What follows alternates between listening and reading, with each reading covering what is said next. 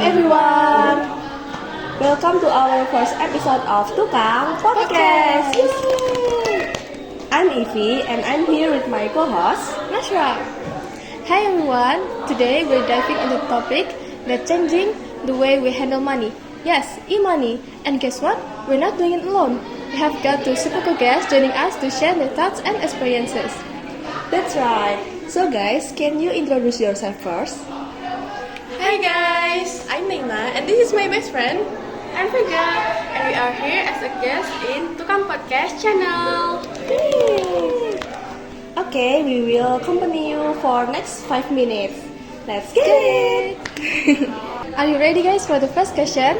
Yes! Okay, for the first question, as far as you guys know, what is e-money? As far as I know, e-money is like the online form of traditional money such as cash and coins. Yeah, that's true. And we can use it for like online shopping or paying bills or even shopping at the stores that can accept it. I think we have the same opinion, yeah? Right. Next question. How do you usually use e-money in your daily life? I usually using e-money when I'm out of cash or maybe I need like something simple. So I usually using e-money when I'm buying some foods or buying some stationery for my school supplies. Yeah, and for me, I usually using e-money like for buying foods or beverage at my school canteen or like when I'm hanging out with my friends because I think it's more flexible that I don't have to bring our wallet. Okay, I see. And for the next question, it's what's your favorite e-money apps or platforms and why? My favorite e-money is MBCA because I think the feature on the MBCA is like more easy to use than the other apps like, and my friends and my family is a lot that using it too. And for me, my favorite e-wallet is Dana because when it compares to another application, I think Dana is like having more simple features, especially for beginner. Okay, to be honest, we also use Dana for our daily transaction too, right? Yeah. Okay, next question. What are the advantages of the e-money compared to traditional payment methods like cash or credit card? I think one of the advantage that e-money has is its flexibility. Because just in case we forgot to bring our wallet, like in some emergency time, we still bring our smartphone to paying it. Yeah, that's true. As you said before, I think one of the reason why I using e-money is because it is simple and more convenient, especially for Gen Z like us. Okay.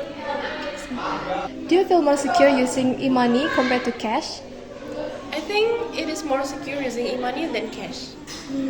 Can I ask you for the reason? I think it is because like reducing the possibility for us from being robbed. Yeah, that's true. But I think in another side, we have our data on the app. So I think it's not roll out the change that our data can be stolen by irresponsible person. Okay. Maybe your answer will be connected for the next question. So the next question is, are there any risks you worry about using money? Yeah, like I was saying before, I fear that our data could be stolen by irresponsible person, but I think we can avoid that by being more careful. Yeah, I agree with her. And for me, if someday we forgot to bring our smartphone or we running out of our mobile data, we cannot using our smartphone for e-money transaction. I see. And the last question, what was your first experience using e-money and what the biggest challenge you face? Okay, for me, the first time I was using e-money is because I want to buy something from e-commerce. That time I use Shopee Pay as my e-wallet. I often struggling when I'm the first time using that because I didn't familiar with the features or how to use it. But after a few weeks, maybe a few months, I got familiar and I know how to use it properly. And for me, like the very first time I'm using e-money is when I'm using online transportation, like that time I'm using Gojek, and I'm using it because I learned it from my sister, so I don't really feel so struggling when I'm using it. Wow, what an interesting experience. So, in conclusion, e-money is more convenient, and as a Gen Z, you guys prefer using e-money for transaction than cash, right? Right. Yeah, that's right. Okay. Wow, what an insightful conversation we have today. Thanks for our awesome guests, Nela and Vega, for coming here and sharing their thoughts about e-money. Absolutely, we hope you enjoy this convo as much as we did. Don't forget to subscribe and share this video. So until the next time, stay curious, stay digital, and keep it locked on Tukang Podcast. Thanks for hanging out with us. Bye!